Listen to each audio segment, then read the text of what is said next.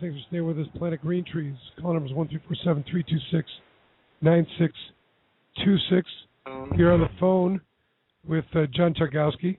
And immediately we're going to get right into our other guest, Steve Green, Human Solutions. In fact, John, instead of taking some questions, I know Steve's going to talk a little bit about his case and some other events that are coming up, and maybe John can add some commentary and thoughts on what's been transpiring. Try to put a kind of semblance on this. Go ahead. So, Steve Green from Human Solutions, and John, you're still with us, right? Sure. I'm here. Okay. Go ahead. Good evening, John. Good evening, guys. How are you doing? Very good.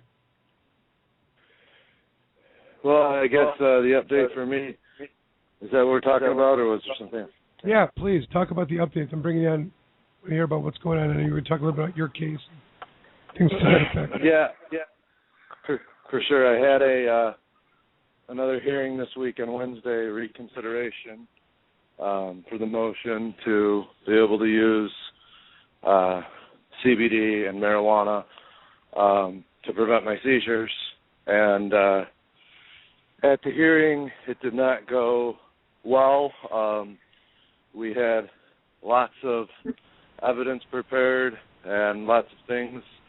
I was not allowed to speak. We weren't allowed to present a lot of evidence. And it seemed the decision was already made, and we were almost looked at as ridiculous to come and ask for this. But, I think some cases are different, and elements are different in each cases, and, things need to be looked at. I think it was John that said earlier, it shouldn't be a blanket across-the-board decision, and it shouldn't just be at the whim of, your decision today or what your political opinion is. In my particular case, I've tried 12 anti-epileptic medications over a 3-year period, and with a doctor that's willing to testify, I have been unable to find anything that controls my epilepsy other than cannabidiol, CBD. And so it's a little bit of a different situation where it's not that I'm choosing one over another because I prefer it. I have one that works. And then the other issue. Steve, let me ask you one question. I know last week we talked about you had the motion to allow you to use cannabis on bond. I think we even talked to you the week before. I know you were talking about going back this next. Were you there yesterday, or are you reporting on? Yeah, Wednesday we were. Yesterday. Yes. Okay. And was it a motion to reconsider or something to that effect? Well, you have to do a motion to reconsider in order to really have a good ground to go up to the Court of Appeal, which, they may not want to take on an issue having to do with bond because they're just really picky. I don't know. I'm not saying don't do it. But in my experience in the western side of the state, there's only been one real time where I really contested and lost the issue. Not on bond, but I did a motion to allow a guy to use on felony probation. We had a hearing with a doctor. The judge didn't really like the doctor. It was Dr. Crocker, who every other judge loved. And so, if the judge is predisposed to do it, then you just kind of give the judge what he needs, and that's typically a letter from the recommending doctor that further kind of elaborates, why the defendant/patient is a good candidate for the medical marijuana program, what he suffers from, et cetera. A little elaboration never hurts on letterhead. But certainly in places where they just want to, draw a line in the sand and say this isn't really happening because, if we let this guy, their theory, their real unstated logic is that, Mr. Komorn, if I let your client use marijuana, then I'm going to have, every case, a motion and a hearing to figure this out, and I just decided not to do that. But the point is that the thing, Steve, is that it's terrible when you'd never want a judge to say, I do this in every case. There's a good friend of mine, he taught me a lot, the judge in Wayne County, Harvey Ten, God bless his soul. he said to me, when judges start doing that, the question that's begged is, why do we even need a judge now? We'll just have a computer, acting in this capacity. There's no decision-making on an individual basis for each of these cases. That's the last thing I'm going to start doing, because then, you're going to start taking the need, they'll just be policy decisions. But that's not the point. I think, and listen, we all agree that each case needs to be looked at individually. The unfortunate part about Steve's case is he's one of the worst judges for medical marijuana. I mean, obviously worse, not to degrade the court, but more to just reflect a policy that court generally has taken, and that judge being one of the most resistant, I think, of all. And I don't think it's any joke about it, and I think it's completely unfair without taking any medical testimony or even considering the medical condition. It's just it's not justified. Well, yeah, we're having a lot. We're having a lot of casualties. We're not all winning. This is still in the courts. Don't hang up your shingle yet today, tomorrow, next week. But certainly, if I'm a 25-year-old, 26-year-old guy that just passed the bar, I mean, medical marijuana may not be, the most secure long-term career choice as a practice because of its, relative shelf life until this becomes as legal as an Indian casino. So yes, just no more competition. What John's saying. This is limited. No more. Well, lawyers go away. I mean, you don't need to get a free card if there's no jail. I mean, it's not. I'm just saying. Well, the most appalling. Go ahead, man. Sorry, the most appalling part of it all. I mean, we can discuss policy and what flies in the other parts of the country should be, acceptable here, or just relative terms of things like that. But when a judge makes a statement like, "You wouldn't be here in front of me, you wouldn't have come this far in the court system if you weren't guilty," and to say that to me in open court, really disgusted me. I had a judge in California where I practiced there as a defense attorney constantly instruct clients that the jury presumes you innocent until proven guilty. That doesn't mean I have to. You would say that at various stages in the case in such a ominous way. And certainly this is a meat grinder. And you feel like meat. You feel like you're just lost. You feel like you're not even a number. You're a liability. You're a time. You're a nuisance. And why aren't you pleading guilty? And certainly that's the feeling. That's what it's supposed to be like. We're losing public resources and, judicial patience in a lot of these issues. I noticed a lot of people, there's legislation coming up on bullying, and a lot of lawyers stick up, and are doing anti-bullying campaigns and, things like that. And, that's exactly what this is complete bullying.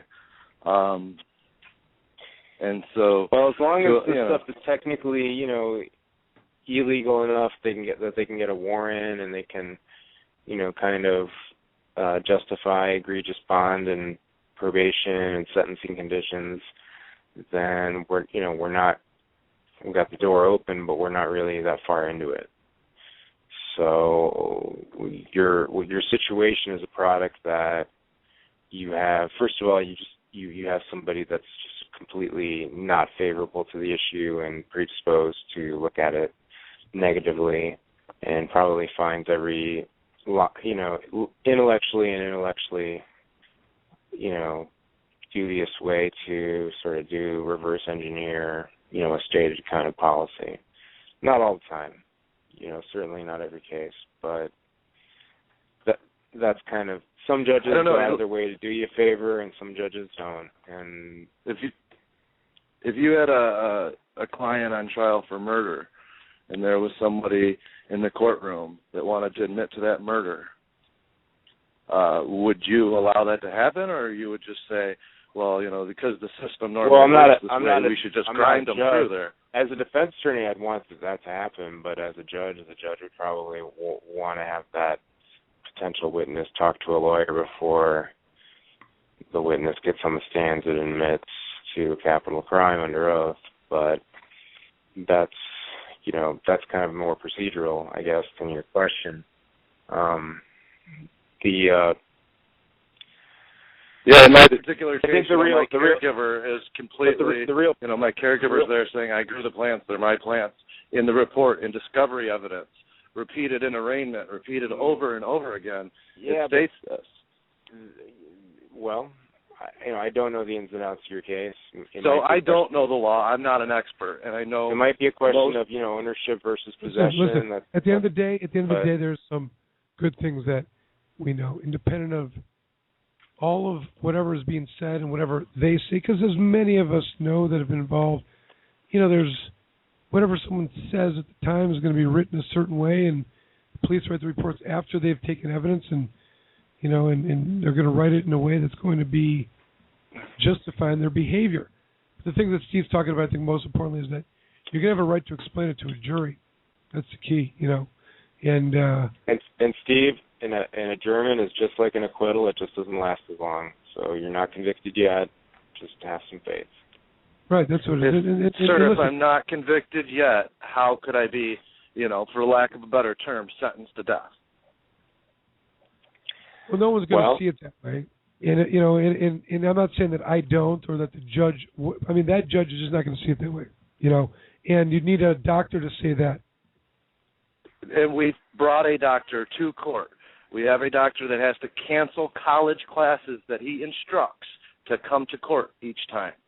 And they absolutely refuse to listen. There you go. You're in a situation that many lawyers that I described earlier. It's exceedingly frustrating. It's a terrible situation because there's no real effective judicial relief, and then you're kind of right. I talked about in my rant. You feel powerless to help your clients. Talked about in my rant. Hold on 1 second. I talked about in my rant the trial that I had in Livingston County, where the judge, when I tried to argue that, before Kuhn in the Court of Appeals, tried to argue that Michigan Medical Marijuana Act Section 70, would require dismissal of the operating without any presence absent, and that they, ruled that I couldn't use a reference to Michigan Medical Marijuana Act in the trial. That's like a moment that's happening right now, Steve. That's the only benefit of it. That happened, and now 3 years later, that would be, it's not even an issue now, and they have to prove impairment. They can't charge someone just for having their system if they're a patient. So, I don't know. It's not any satisfaction, but from a, moving forward position, and you're just going to have those judges that are going to be the ones that are going to resist, and we just got to keep fighting. The system will work if we keep pushing through. And the good thing, Steve, is that, all this could have been, just timing-wise, you've got all the benefits of the act to work for you. The bond is, is most difficult because the discretion is exclusively with the court. But beyond that, everything else that you want to say to make your case for medical use, should be heard as, by the jury. You're going to have to go through a Section 8 hearing, but... Yeah, it doesn't sound like your judge is going to make the final decision about what happens to you. Yes. Better said in shorter words. All right, Steve, why don't you give us a list of... because we could talk about your case all night. It's such a... yeah, we'll get on with... Give us a list. I know we've got Roger... Hold on, I just want to say we got Roger Maufort waiting on the line. Roger, hold on, we'll be right with you. From Lansing, of course. And right now, we've got about 45 minutes left. Jackson, I'm sorry. What did I say? Lansing, Jackson. He should be in Lansing. 44 minutes left. The call number is 1-347-326-9626. Steve, break it down as efficiently and effectively as you can about upcoming court dates and who our community should know about. And who. Go ahead. Absolutely. We have Jonathan Deek. He was the young man that the video's out where he was tased in the genitalia, and the officer reached inside the car, unlocked the door to pull him out. That video's out. He's in Berrien County, and he'll be coming up next week. 2 weeks from now. And Dave Overholt, his case was heard and bound over to circuit court. He is in Grand Rapids, Mid-Michigan Compassion Club. Brian Vaughn has a sentencing that was postponed coming up on June 17th in Oakland County.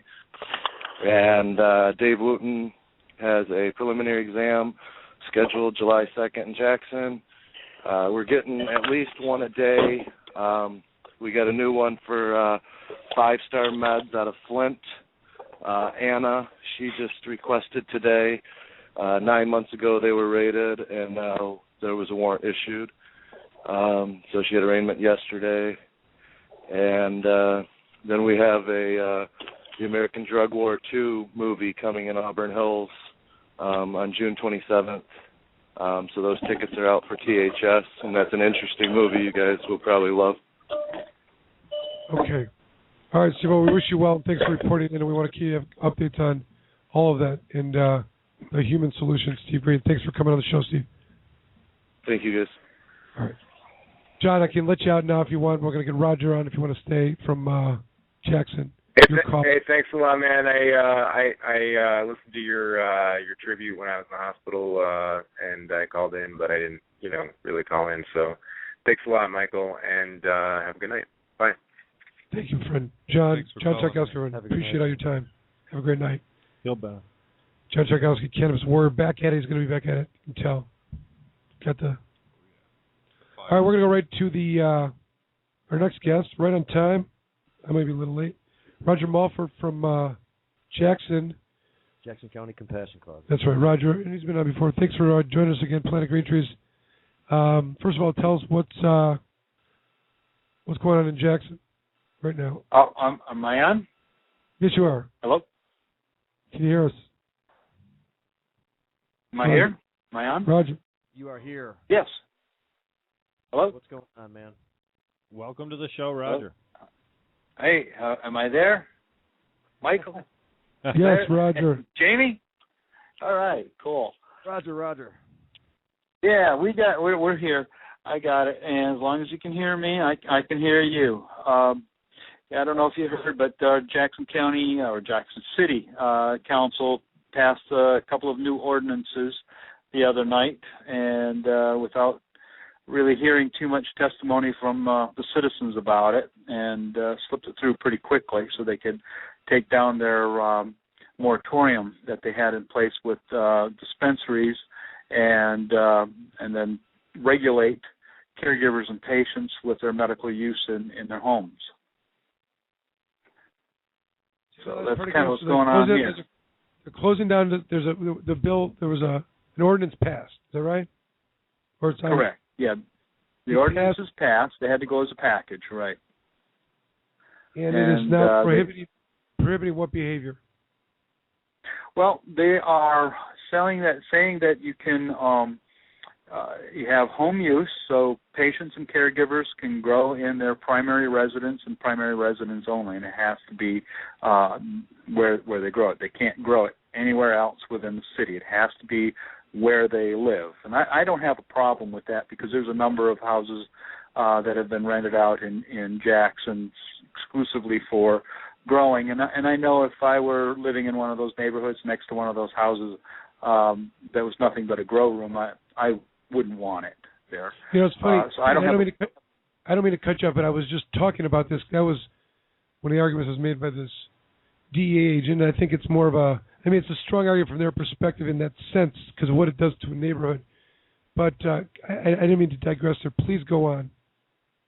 Yeah, no, that's fine. And so I don't have a problem with that. But they have some pretty silly things in here, like not more than 20% of the gross floor area of a dwelling unit can be used for a medical marijuana home use.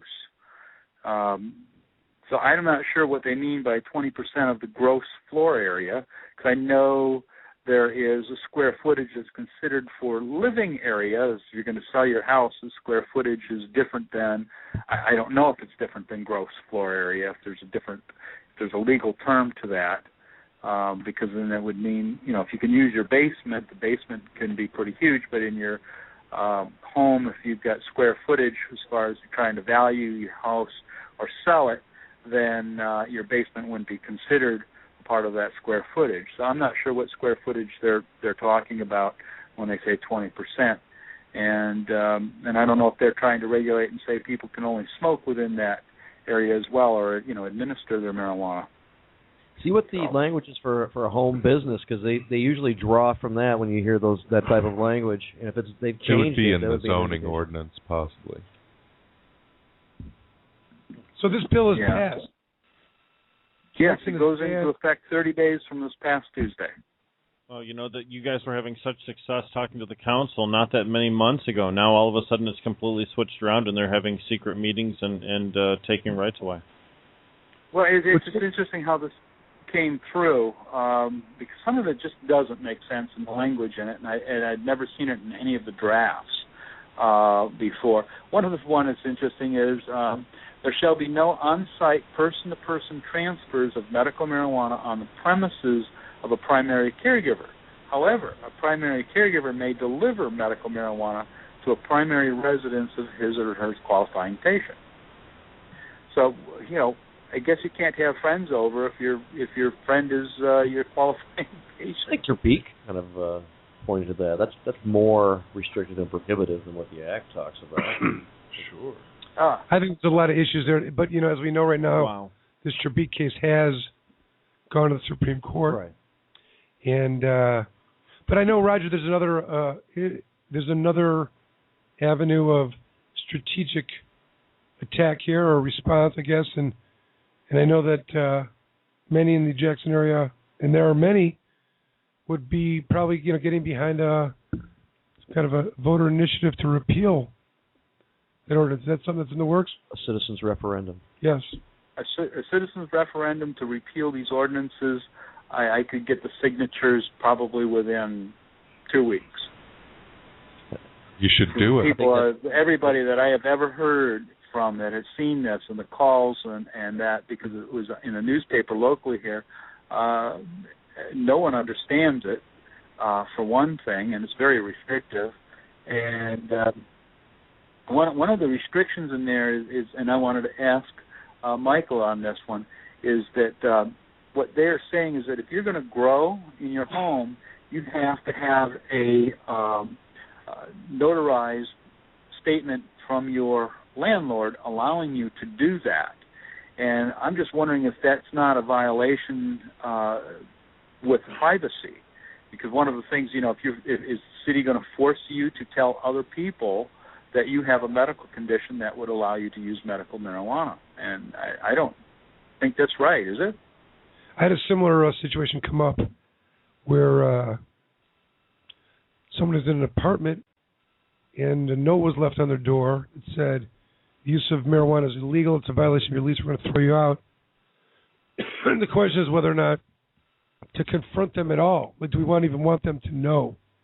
But I will tell you about pretty much everything that you mentioned in that statute, that ordinance, that restricted the limited protections that exist under the Michigan Medical Marijuana Act, to me is just being set up for litigation. You know what I mean? Like, I could tell you all day long that, especially with the most recent ruling, and this is why there's a good argument to be made here, unique to the Kuhn case, was that of all the Supreme Court cases, they finally looked to the act itself as a legal basis, as a strength, as a position by which they were able to use the rule of law. And they relied upon 7E because of the conflict. And, what's interesting is this is the driving code. It wasn't the public health code. That may be significant, too, the value that the courts put on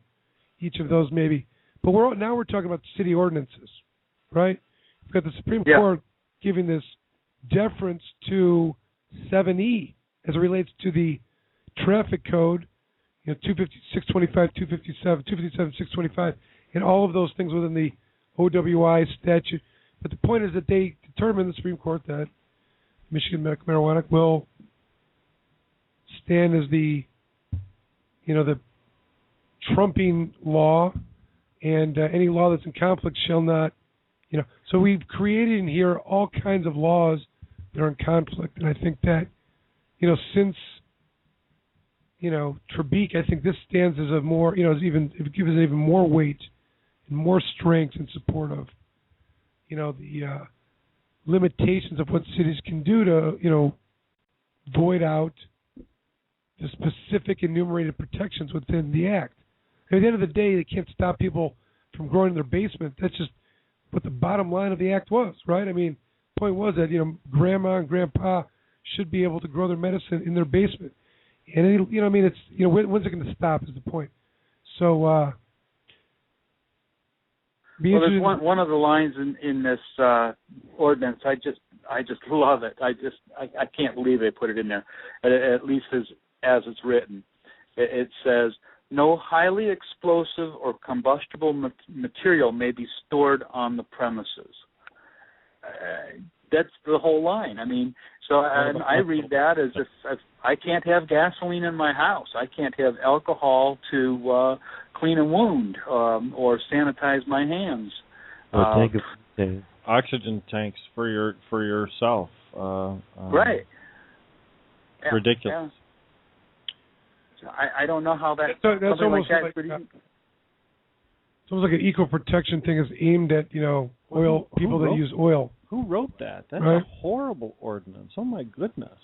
Well, I'll tell you who wrote it. It sounds like the JNet, right? Isn't that the Jackson Narcotics Enforcement Team? Well, then the way to send a message to them is to do the referendum, kick their behinds, and make sure that they never try this again.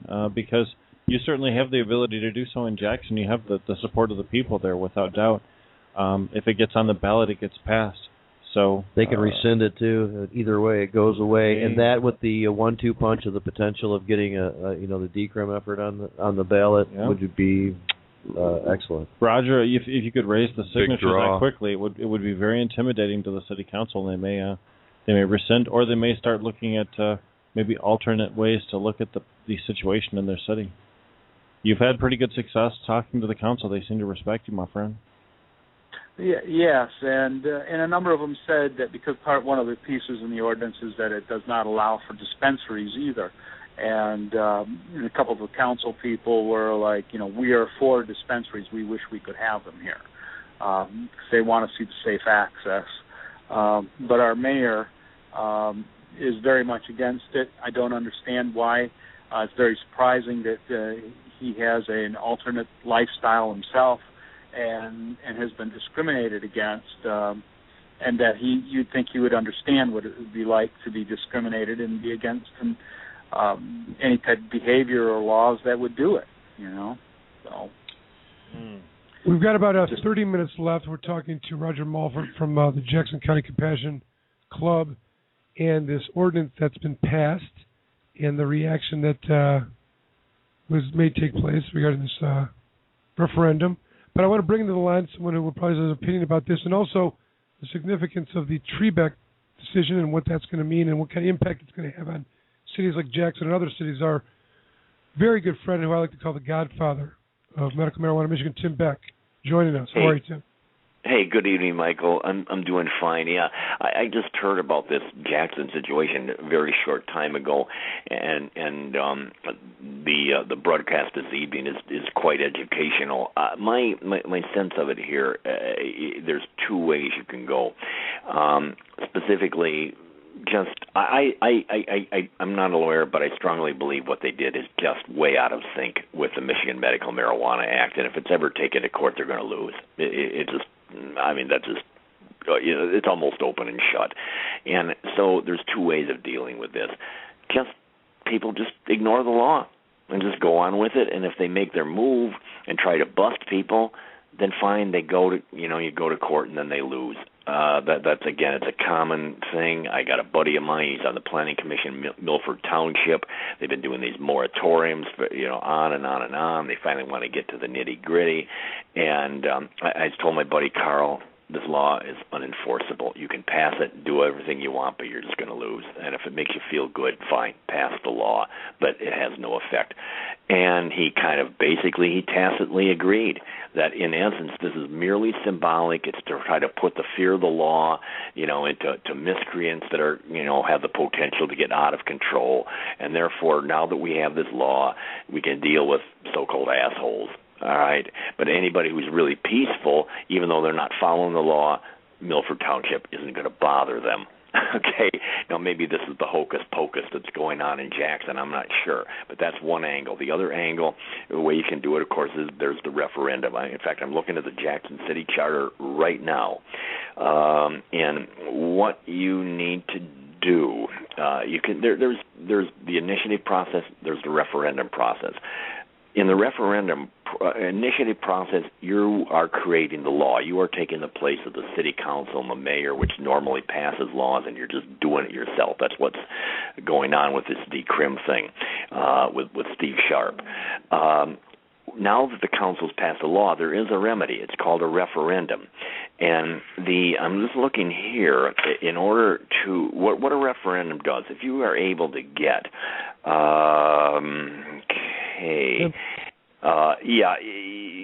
you've got usually like a percentage of the previous total number of votes. It's usually a percentage of the votes. It's the percentage of the vote for God dang it. Here we go. 10% of the total vote for all candidates for mayor in the last preceding election. That's the numbers you need. That's the same thing to do to initiate an ordinance. So what we're talking about, bottom line, you're going to need about 430 good signatures. What that would do, once, there's going to be legal work involved, but once you do that, that puts a halt to that law completely. Okay? Until the next election. Yes, correct. Now, what happens once you get that? Then the council, it has to be voted on by the people in the next election. But in that meantime, that law is suspended until there's an actual vote, up or down. How's that sound, Roger? Doesn't that sound like a good plan? Yes. It's the only thing I would need to do is get the verbiage that would be required and get it on the appropriate, paper that's going to be required to get the referendum, And let's just stop right there for 1 second, because what you just said right there is the most important part of this. Tim Beck, do you agree? I mean, they will get you on letter size and letter printing and whatever they can. So every step of the way has got to be done, at the highest level of scrutiny. I would agree, absolutely. Now, we do, Jackson, every municipal charter is different. And Jackson, what's quite intriguing, I'm glad I looked at it, a lot of charters say you have to do this within 60 days.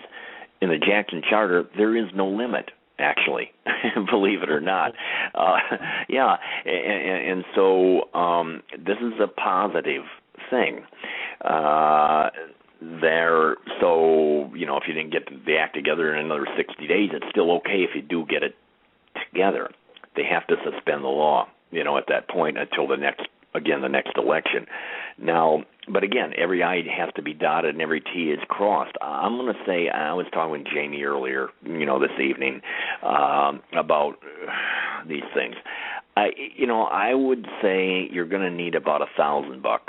Okay, to pull this off. And what I mean specifically, we have an attorney, David Cahill, that's done a lot of our ballot. We've never failed. He did the Detroit Initiative. It held up all the way to the Michigan Supreme Court. The guy's really good. And he can put that together. And once you get that together, he'll design the petition, the whole 9 yards. Then you got to get the SIGs.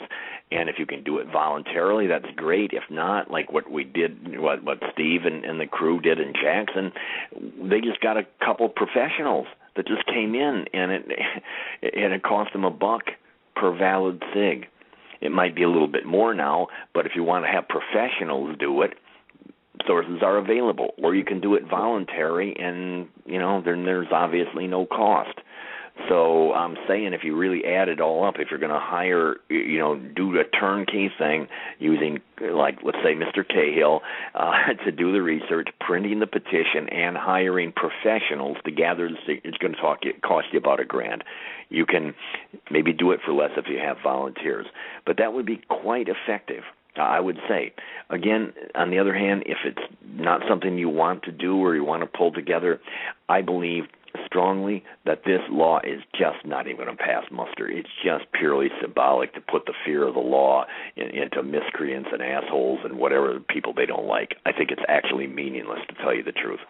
Just hate to find a remedy that involves someone getting put into the criminal justice system in order to eventually win a court case. If we could enact a referendum for something like $1,000 and some sweat equity, it certainly seems like any of the patients and caregivers whose liberty we avoided being compromised would be the beneficiaries, plus the community at large. I like the statement. I would have to agree, and it would have a huge impact, especially if this thing won. Okay, I mean, in terms of publicity and everything else, and pushing the movement forward. Well, imagine if they only need 400 signatures, and if they collect 1,500 signatures, if they collect triple what they need, the media effect is just incredible. And I think Roger would agree that there's probably that many supporters, 1,500, that would sign those petitions, and then some, right? Sure. Oh, absolutely. Roger, I got a quick question, Roger.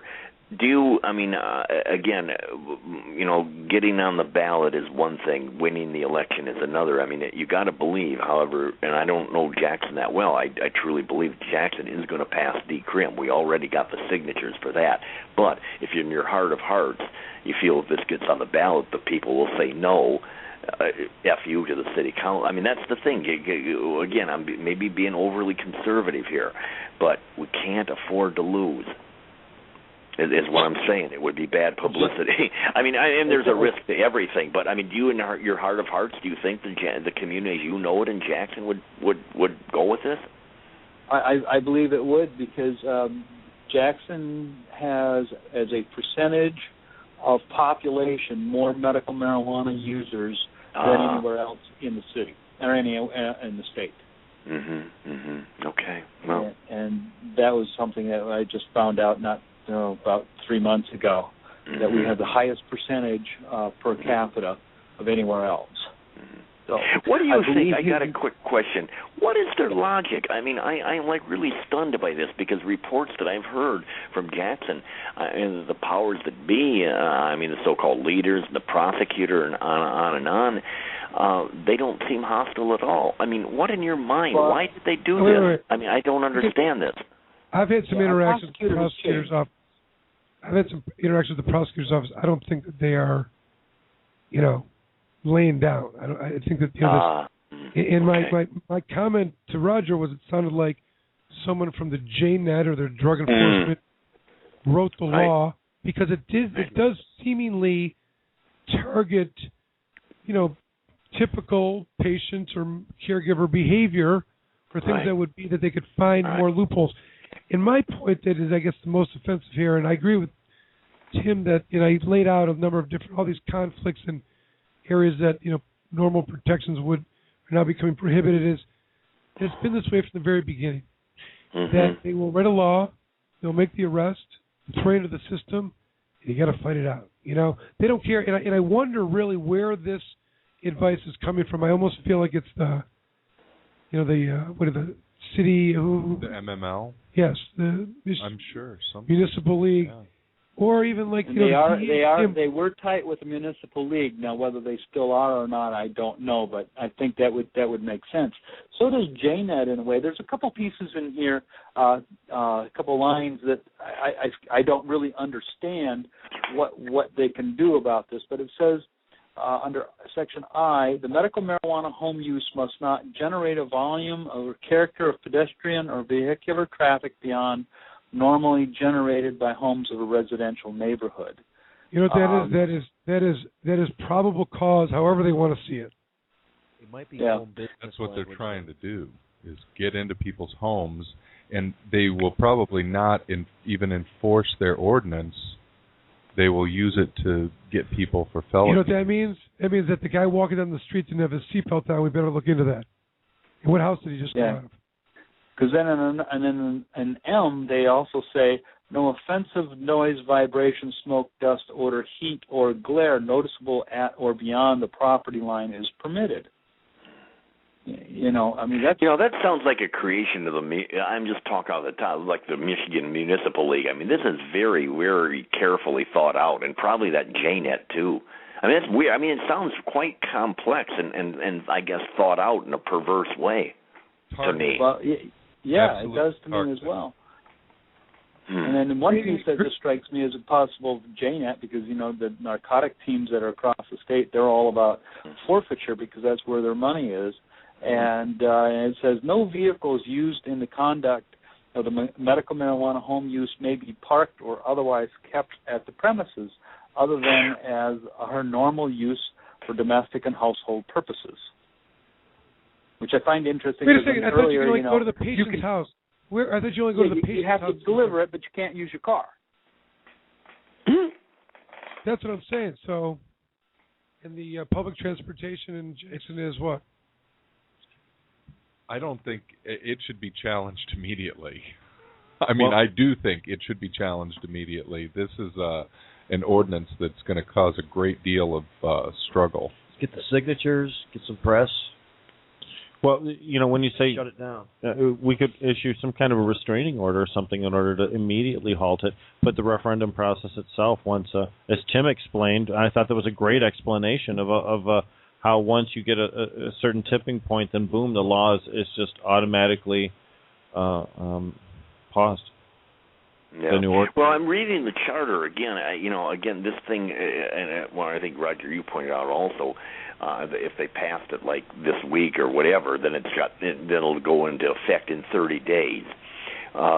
So, I mean, I would say if you have the money and or a motivated group of people, for God's sakes, that could be done. I mean, the decrim thing, we got the signatures within 3 weeks.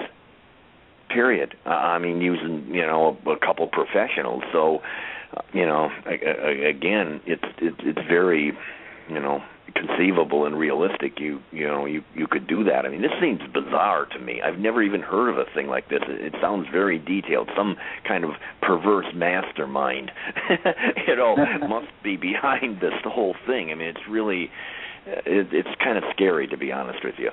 And as well as unconstitutional. I mean, it's just over the top. What makes me think the Michigan Municipal League targeting behavior. Yeah, the MML couldn't be involved in this because it's just so awkward in some of the assertions that they make. It just seems like it's the JNet would be less professional about constructing something, and that seems more like what this. Right, Roger. Let me ask you this: tell our listeners and put a context of what the relationship had been prior to this with. That city council. What was your reaction? Were they going in that direction? Did you sense there was a split vote? Is this something that, what's your reflection on that, just factually? There were 3 that voted against it. But there was enough to get it passed. The mayor was for it, and I'm not sure the stance of the city manager. We do have a city manager here. And our city attorney, I don't trust at all.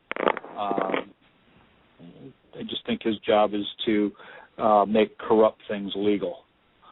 You know what? I met with that guy. I personally, I don't know. I mean, I'm being respectful here. Somebody is being manipulated. Steve Sharp and I actually did meet with the city attorney, and the city clerk. He did seem to be a stand-up kind of guy. And both the clerk and them said they're not going to cut you any slack. You better have the right number of signatures. You better have all the I's dotted and T's crossed. If you don't, well, you're screwed. But they weren't going to do something like they did in Detroit and go through some superfluous thing just to challenge it and screw you and drag it out in litigation. I mean, he seemed kind of neutral. I mean, this, again, it is just bizarre. This is just bizarre. I mean, it's extremely interesting news that something this thought out and how these people change their mind that it's weird to me. I mean, well, whatever. I'll just that's my thinking. What about a recall on the ones that voted for it simultaneously? Well, we do have a candidate in Jackson that's going to be running for mayor this fall, Jason Smith, and I met with him the other day. And his mother-in-law has multiple sclerosis and is getting relief from using medical marijuana to the extent that she has cut back on some of her other meds that were tearing her up. And so he is all about medical marijuana and is for it, in favor of it.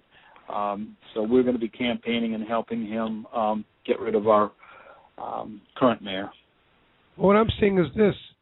For those that have done wrong, whatever it is, let it be known that the voters are going to hold them accountable. If it's 400 votes, 500 votes, good 600 solid signatures, that, Roger, you feel confident you could have, have them sign 2 or 3 more.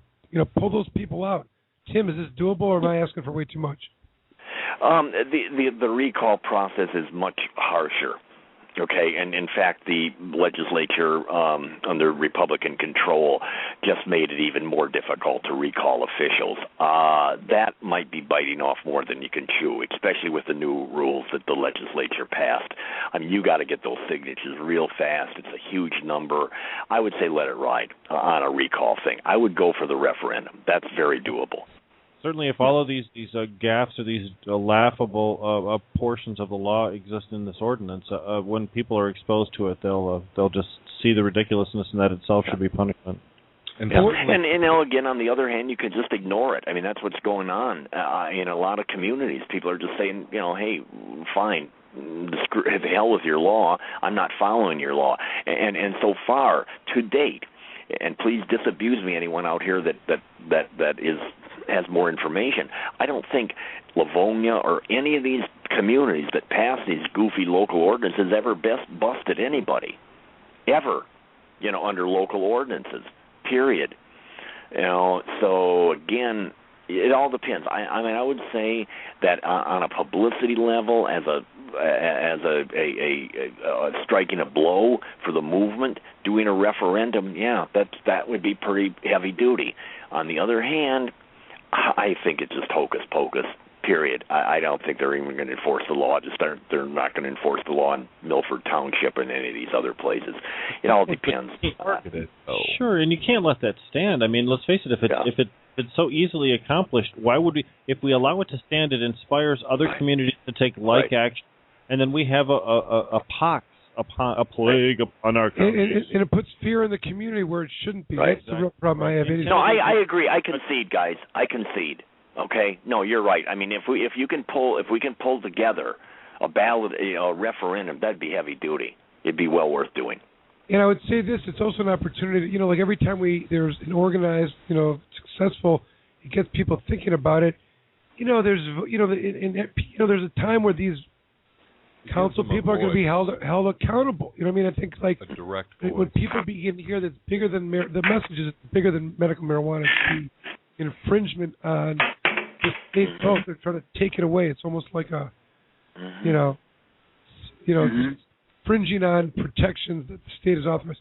That's where the problem lies. That's really the.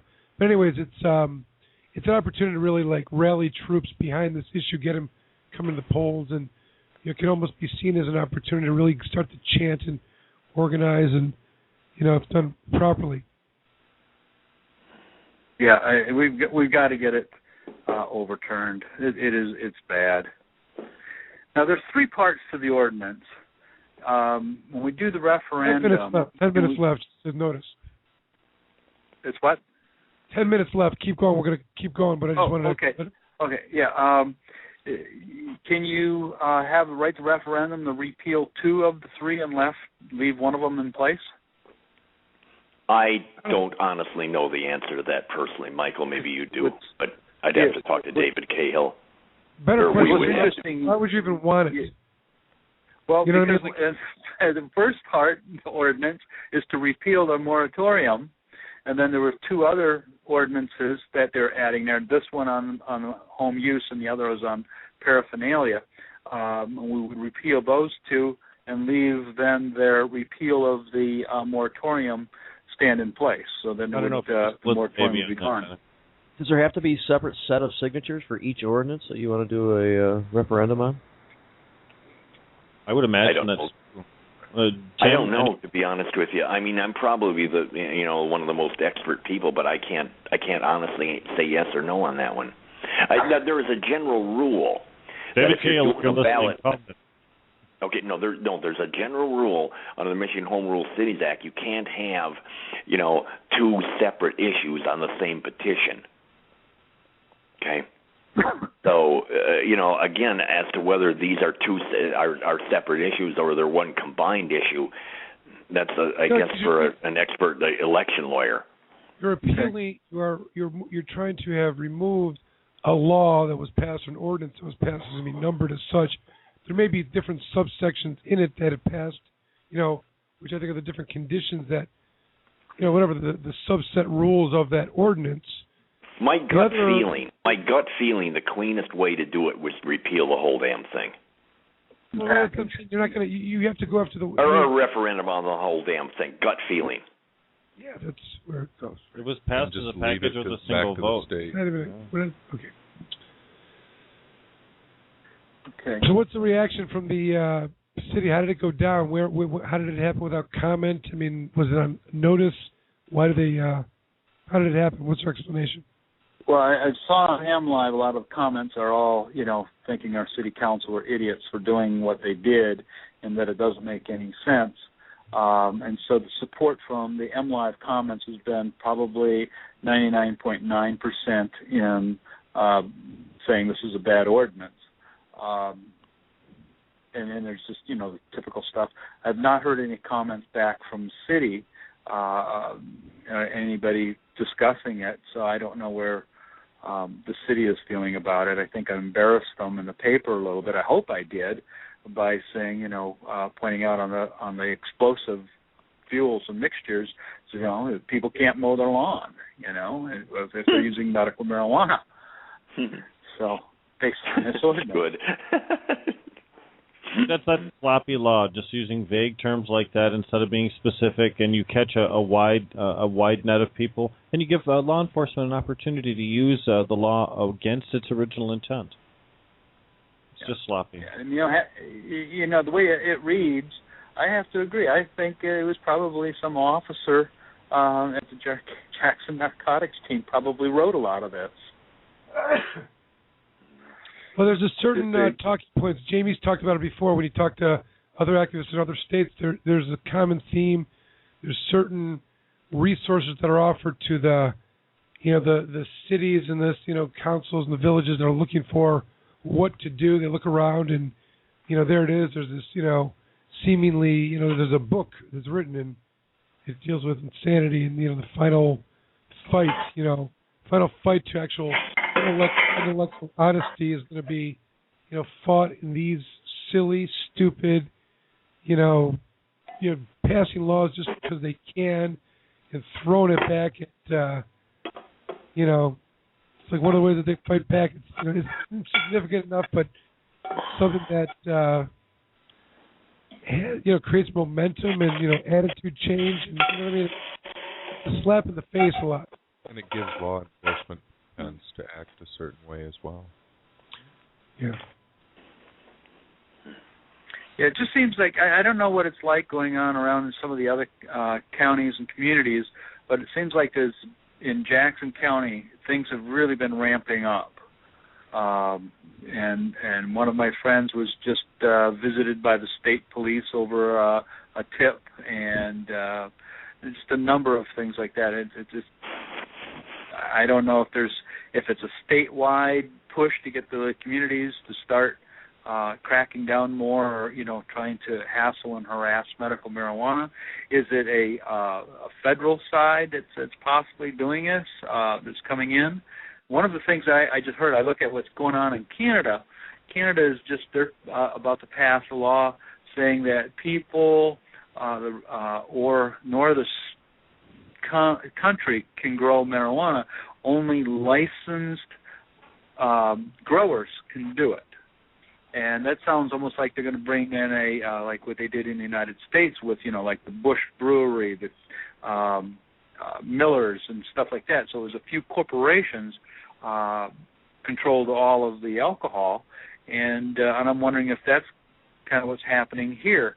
We're going to see that, rolling out in Canada and into the United States. I don't think that's the case. I'll be very specific again, because what Anheuser-Busch and all these people, yeah, fine, they got a mass market, but craft breweries are becoming really hot now. Boutique, type winemakers and that, and really even under the alcohol law, you can actually produce up to 50 gallons of your own, beer and wine, 10 gallons of hard liquor. You just can't sell it. I think what this is going on, my own gut feeling, it's strictly a local thing. And why I say that is look at Ypsilanti. Look at that vote that they had. They're not putting no darn moratorium on marijuana businesses, despite the whining, of some people, and you know this very well, Jamie. Right. So I'm saying I think each community is, pretty radically different. That's my own guess. Okay, good. Well, it looks like we're getting close to the end of the time here. Very good. Very good. And you sound like our producer, Jamie, who's paying attention.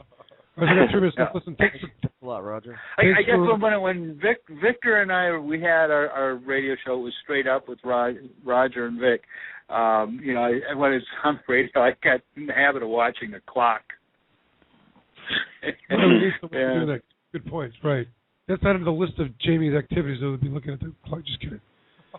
But listen, it's unfortunate that this is what we're talking about, Roger. But I do think the consensus is that at the end of the day, they're wrong, and really the whole big picture is the science and the medicine supports medical cannabis in the end, but they are blatantly wrong here. Right. I don't know. Well, there's going to be a Jackson County normal meeting next Thursday, and so I'm going to be working with Steve and see if we can't get this on the agenda and start working it through to get this taken care of and this bad ordinance off our books. Nice.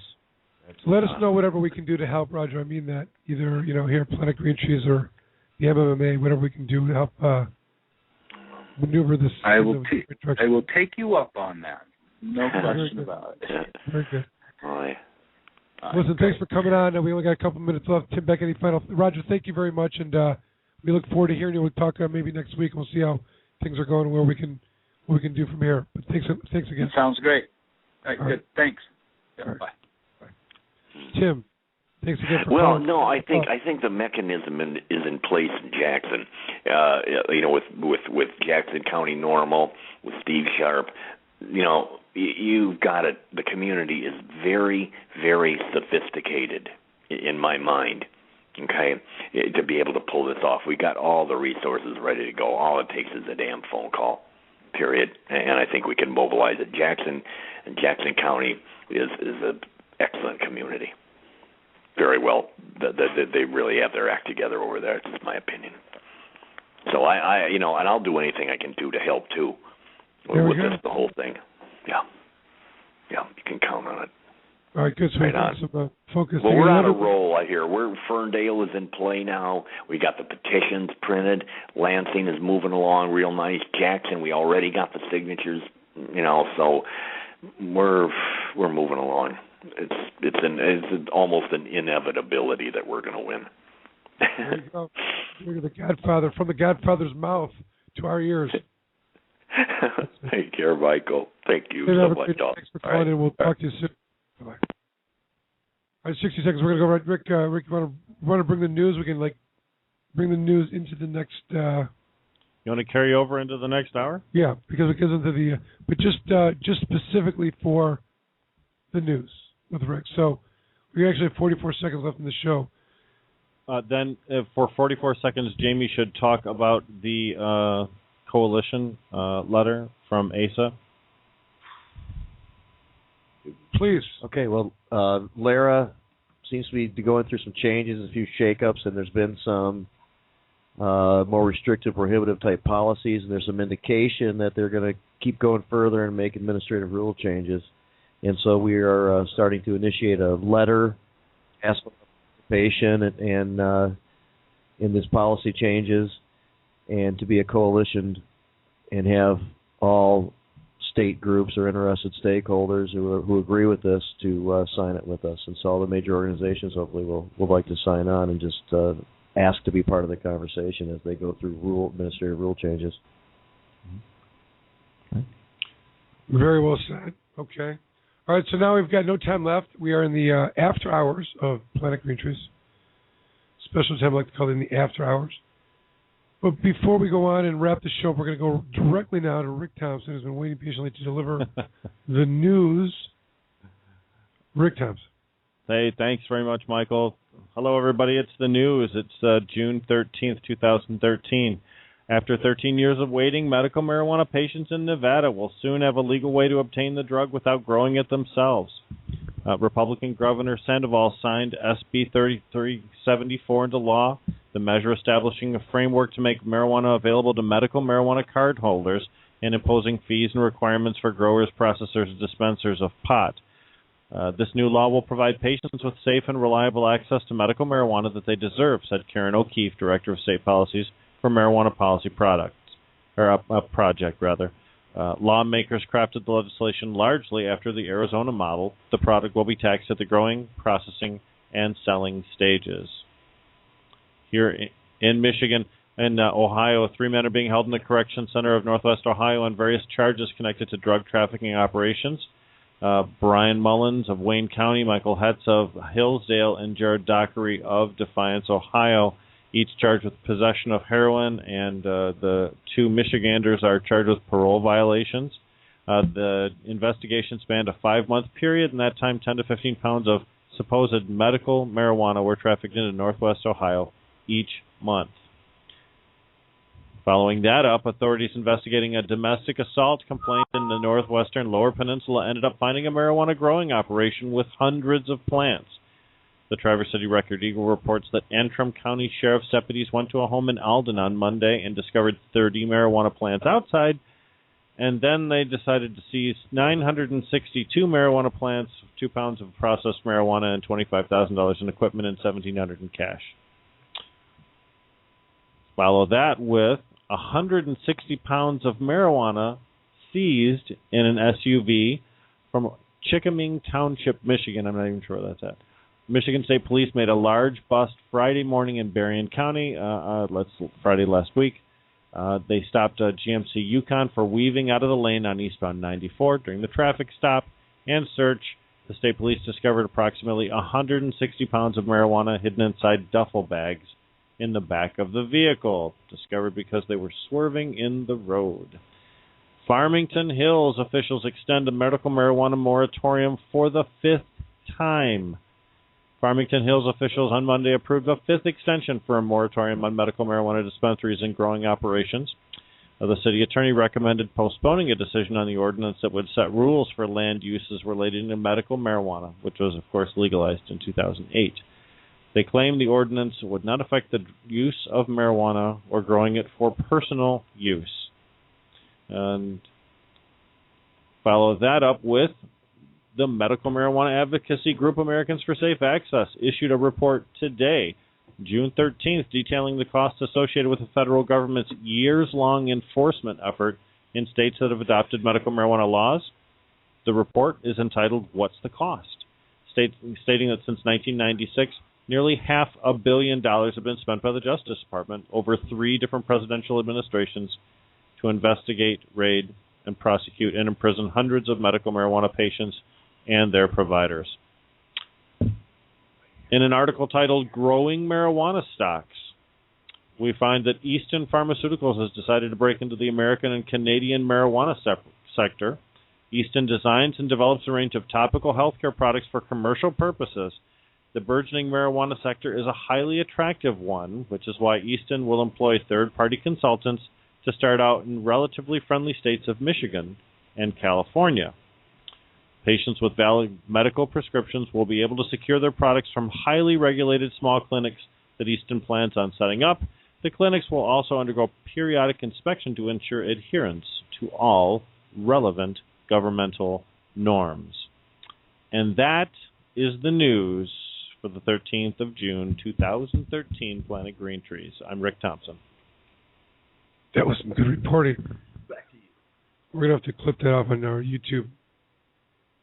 Send it over to Rick, I think. You know what the moral of the story is? Don't carry 160 pounds of marijuana in your car and weave. Don't traffic marijuana to Ohio. the what not to do. Yes, we've got several stories of people that were doing stupid things and behaving stupidly while doing stupid things and therefore got a bad result. Michael, you're an attorney. You probably deal with that all the time. Yes. How about this? Let's do a segment here if we can. Just like a little clip about everyone's input on what they remember from the Renaissance era. So this is a clip we'll go like we got. It doesn't matter. You got some throwback music for us? I do. I thought you might. I mean, I can, yeah, but let's see. We got. It doesn't even matter. There's no count on this. All right, so we'll say it's at 10:05 hour. You're listening to Planet Green Trees. Call numbers 347-326-9626. We're doing a mini wrap up post show. This, of course, on the archives, and we're just gonna give everyone an opportunity to add their thoughts to the MMA episode. PGT episode 152, the MMA 101 Part 2. We discussed the Renaissance era, and we've called it last week, describing the initiative period to about the time that the raids were. And now we're talking about that time. Actually, let's hear from you on the Renaissance era, because we didn't get enough about that. Let's start with Chad on the Renaissance era. Then we're going to wrap it up. Well, I would have to say that my interaction I like to slow the tempo down and do a is, rendition of somebody else's turn. mostly has to do with the size of the Birmingham Compassion Club meetings at the library. Certainly the initial meetings of our club in late 2009 were over 100 people in regular cases, and in the cases where it was not that many, it was in the 70 to 80 range. And there was this sort of excitement about being able to interact with marijuana in the state. And I think that a lot of people were seeing different things going on at different times in different places, and it made a lot of sense, everything that was going on, and Mike Cox was not trying to manhandle the whole thing. As it turns out, it was interesting because I remember the first protest was to initiate him to I guess define things more, to protect patients. We wanted Cox to get off his ass and do something. And in retrospect, it is interesting. I mean, I really don't know what was going on in the courts during that time, but out in the world there was no indication of enforcement. And then came the post-Renaissance era. Jamie, your reflections of the Renaissance era, as we've come to describe it. Well, Mike Cox, by not getting so involved or making determinations, was letting each little area kind of figure out for themselves how they wanted to deal with it. And that's probably one of the things we benefited from by trying to establish something early on in Ypsilanti with such a kind of progressive, supportive community.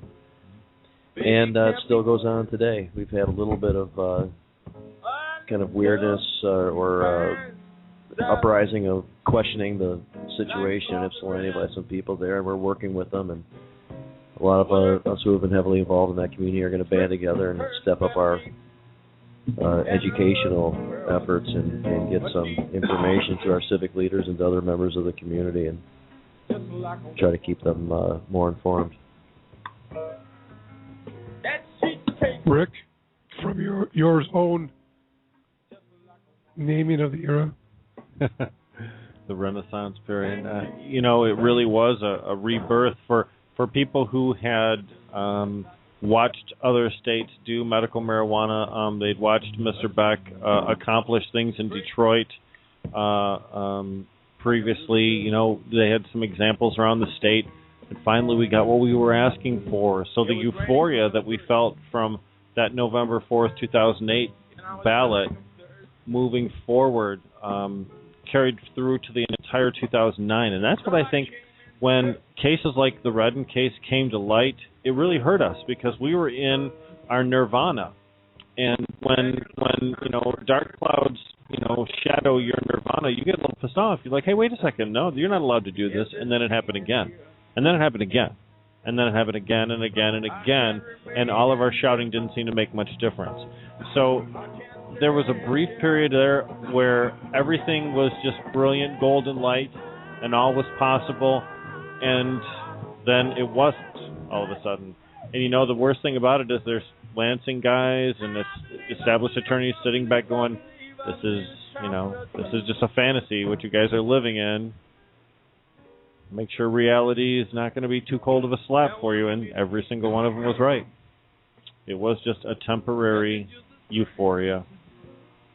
But 2009 was that temporary euphoric period, and we should celebrate it and then revel in it, because the realities and the raids on 2010 certainly broke the peace. I was thirsty. My brief comment on that would be, there's so many different ways in which it's being interpreted across the state. It's kind of hard to get an idea on where it was going to be. Obviously, it's kind of shifted in terms of a kind of cohesiveness on the law enforcement side, directed by a chief law enforcement agent. But there was times early on when its position, wherever it was, the newness of it was very advantageous. In cases got dismissed, but then of course there was a regrouping and a re-strategizing of how they were going to go about this. But I'll tell you that there's nothing like, we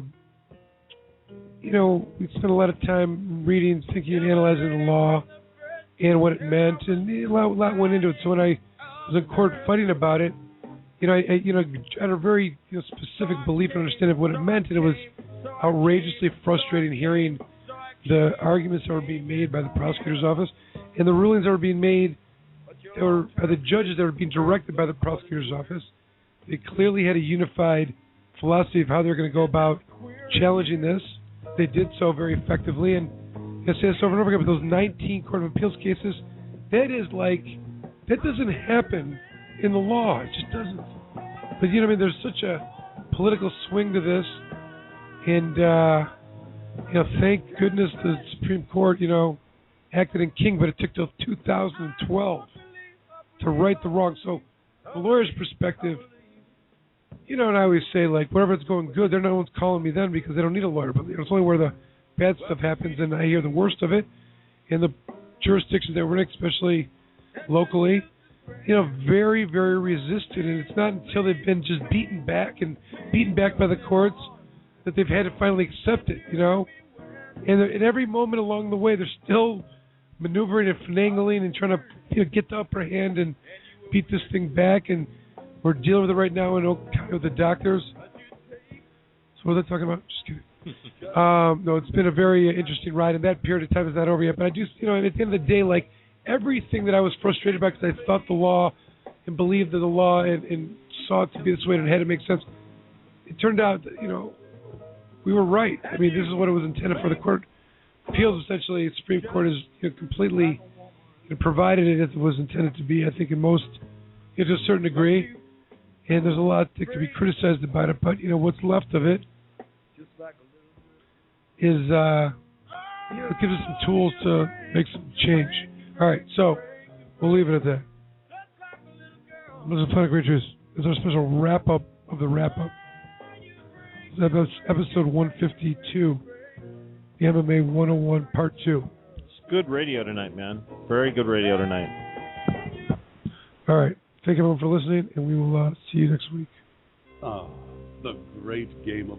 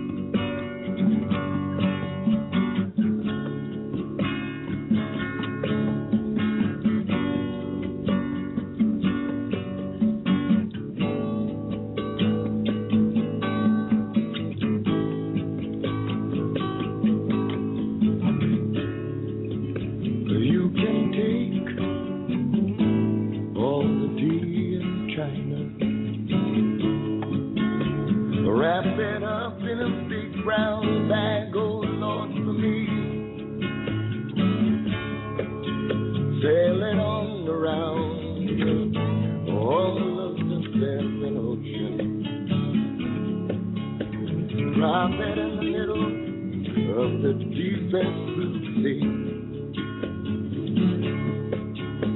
She's as sweet as Tupelo honey.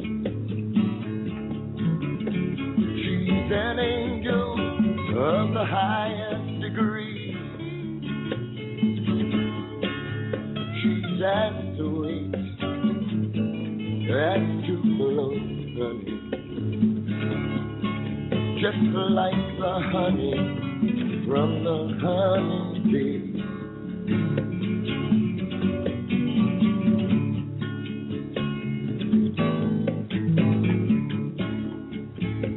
You can't stop us, oh Lord, on the road to freedom.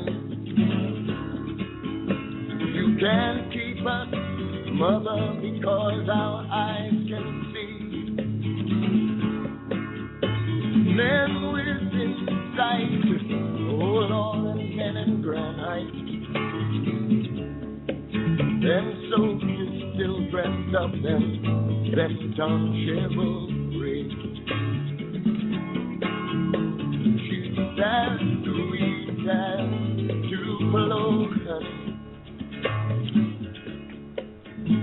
She's an angel of the highest degree. She's as sweet as Tupelo honey.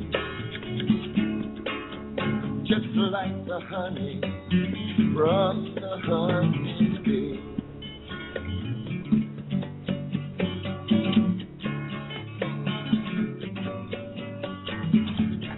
She's alright, she's alright, she's alright, she's alright. She's alright, she's alright, she's alright, she's alright, she's alright. She's alright, she's alright, she's alright, she's alright.